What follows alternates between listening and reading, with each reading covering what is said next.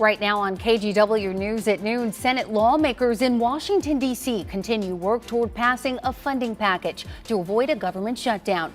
And walkouts planned nationwide as part of a strike against the Trump administration's immigration enforcement tactics. Plus, the Department of Education drops a lawsuit targeting schools with DEI programs months after a judge ruled it violated the First Amendment. And later, leaving no stone unturned on the hunt for hidden gems along the surf and sand on the Oregon coast. Your news at noon starts right now.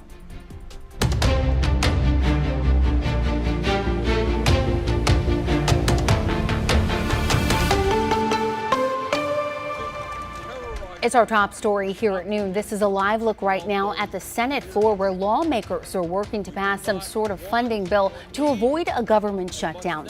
Thanks for joining us this afternoon. I'm Corey Johnson. It's good to be with you. Funding is set to run out at 9 tonight, which would leave several departments in limbo until funding is passed. Now, last night we learned the White House reached a deal with Senate Democrats. While the agreement funds most of the government through September, DHS and by extension ICE would only be funded for 2 weeks. Now, that would allow time for negotiations around concessions Democrats are asking for with immigration enforcement, including that all agents wear body cameras. However, even if that funding package passes the Senate today, it faces an uncertain future in the House.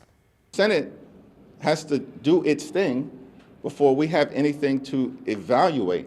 But I'm going to remain in close contact with Leader Schumer, and hopefully they'll get something done today. And we were on the phone with Chuck Schumer and Leader Thune and Tom Homan. There was a lot of discussion there. I thought it was productive, and I certainly hope that a shutdown can be avoided. We'll see. Though it does appear the government might partially shut down over the weekend since the House is in recess and can't vote on the plan until Monday. Now, keep in mind the impact as of right now is expected to be minimal since most federal employees don't work on the weekend. And this morning, we're learning that the Justice Department has opened a federal civil rights investigation into the death of Alex Preddy. Preddy was shot and killed by Border Patrol agents during an immigration enforcement operation in Minneapolis earlier this month. The Department of Homeland Security says the FBI will lead that probe. Deputy Attorney General Todd Blanchie didn't say exactly why the agency was opening the investigation, but the agency previously said a similar investigation was not necessary in the death of Renee Good, who was also shot by federal agents in Minneapolis. Meanwhile, less than an hour ago, students at McDaniel High School walked out of classes today to protest against the Trump administration's immigration enforcement crackdown. It's all part of a nationwide strike to protest the administration's enforcement efforts and what some are calling violence associated with ICE and their operations. Now, that strike is calling on people to skip work, shopping, and school today. It's also aimed at creating an economic blackout in protest of ICE crackdowns happening in cities like Portland and Chicago. Now, today's strikes and protests also follow the recent deaths of Renee Good and Alex Preddy in Minneapolis. The website nationalshutdown.org lists actions nationwide ranging from skipping work and school to avoiding shopping and boycotting ICE funding. Portland Public Schools sent out a letter telling families classes will continue as usual today, stressing safety as a top priority. And students joining walkouts are urged to stay on campus with chaperones, and parents will be notified if they leave. Several Portland businesses also plan to close temporarily in solidarity. We're going to do what we can to stop this machine, to stop what's going on out into the world in whatever ways that we can. It isn't necessarily about who's wrong or right and what action it is. It's just that every single one of us is taking an action. Now, at least half a dozen businesses in the Portland area have confirmed they will be closed today, but others are set to stay open and donate a portion of their sales to organizations supporting immigration. And you can find a full list of those businesses right now on our website, kgw.com. Now, at least half a dozen businesses in the Portland area. And turning right now to weather, it looks like we have a live look outside. It is definitely cloudy, a little bit of rain seeming to be in the forecast. Let's bring in Chris McGinnis, who has a live look at what we can expect to see. Yeah, Corey, a few drips of rain here and there. I think that'll pretty much characterize the next couple of hours here up and down the I-5 corridor. The live scan of radar showing some rain here from Kelso, Longview down through Vancouver, Portland, and knocking on the door in Salem. We've had On and off light rain at the Oregon coast and in the Oregon Coast Range as well. Here's the progress that rain has made over the last 3 hours, and you can see how it's steadily working its way from west to east. And in fact, the steadier rain here will probably be diminishing as we get towards the late afternoon, early evening commute, leaving us with maybe a mostly dry evening if you're heading out on the town tonight. A little drippy in Seaside right now where the breeze is out of the south. It's currently 52 degrees. That's a pretty looking sky over our state capital. 55 at the airport, but again, rain on the doorstep. And as we look out over downtown Portland, you can definitely see some rain falling from beneath that cloud deck. Interestingly, with the breeze still out of the east, that's like opening the refrigerator door to the gorge, and that's why temperatures there at PDX are still in the upper 40s. But I do think we bump up towards 50. Rain between now and about 3 o'clock, and then the rain chances diminish as we get into the evening. With temperatures again just dipping below the 50-degree mark as we head into the mid-evening hours. Your full forecast coming up after the break. All right, Chris, we'll see you in just a bit.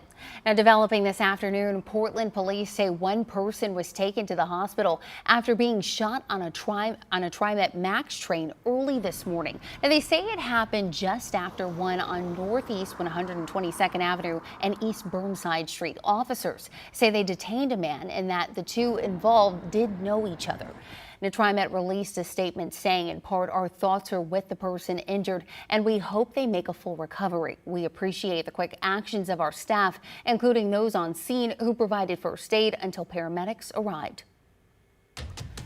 Well, the Trump administration has dropped an appeal to cut funding to schools it accused of DEI practices. Now, one school that drew the attention of the administration last year was Portland State. Sunrise reporter Thomas Schultz has more details on where things stand right now. Portland State has long maintained that they are in compliance with rules around diversity, equity, and inclusion. In a statement, a PSU spokesperson told us in part, quote, PSU has always operated within the law. We were already in compliance, and our funding was not at risk. Last year, the vice president of global diversity and inclusion at PSU told us the university was in compliance with a 2023 Supreme Court decision that made it illegal to use a student's race as a factor in college admissions. Still, they were a target of the Trump administration last year when the administration investigated Portland State for alleged anti-Semitism. The University of Oregon also drew the ire of the Trump administration. Last March, the Department of Education opened an investigation into the U of O over alleged race discrimination and threatened to cut federal funding. We reached out to the University of Oregon for their response. We didn't hear back.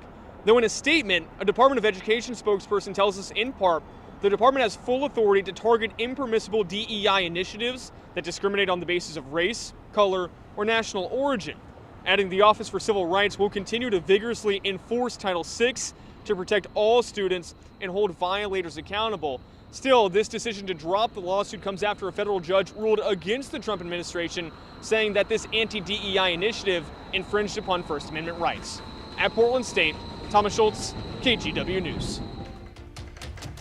And here's a look at some national headlines this afternoon. The Justice Department says it's releasing the remaining files related to convicted sex offender Jeffrey Epstein. The agency saying it's finished reviewing and redacting records in their probe into Epstein. A Deputy Attorney General Todd Blanchard says the newest disclosure will include 3 million pages, along with 2,000 videos and 180,000 pictures. Now, this comes after the Justice Department missed a December 19th deadline set by Congress to release all of the files. The files are set to be released throughout today. Well, this morning, a judge ruled prosecutors cannot pursue the death penalty against Luigi Mangione in the killing of a United Healthcare CEO. The judge dismissed a federal murder charge that would have opened the door to capital punishment, saying it was technically flawed. Now, she also dismissed a firearms charge, but left stalking charges in place that would carry a maximum punishment of life in prison. President Donald Trump says he will nominate former Federal Reserve official Kevin Warsh to be the next chair of the Fed. Warsh would replace current chair Jerome Powell when his term expires in May.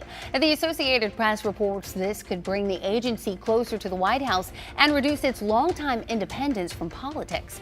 The appointment will require Senate approval. And Emmy Award-winning actress Catherine O'Hara has died. Her death was confirmed by a staff member in her manager's office just hours ago. Now, O'Hara is best known for her role in Home Alone, Beetlejuice, and Schitt's Creek. Now, she also starred in the offbeat comedies Waiting for Guffman and Best in Show. She got her start as an improv comedian in her native Canada. O'Hara was 71 years old. Well, there's a new push to consolidate the city of Portland and Multnomah County into one government. It's a grassroots push that started gathering signatures last week. KGW's Blair Best sat down with a man behind the idea. How would this one government, how would that potentially get us some better results? So the problem I'm trying to solve here with consolidation is one of accountability. The system we have right now is that we have the left hand and the right hand, and they aren't talking to each other, and often they're kind of moving in opposite directions. We have the county, which provides tents, and the city that sweeps tents. And it's been very hard to coordinate a response that is able to address the issues that are facing the city and this region. Now, you can find more on this conversation on our free streaming app, KGW Plus, or on our website, kgw.com.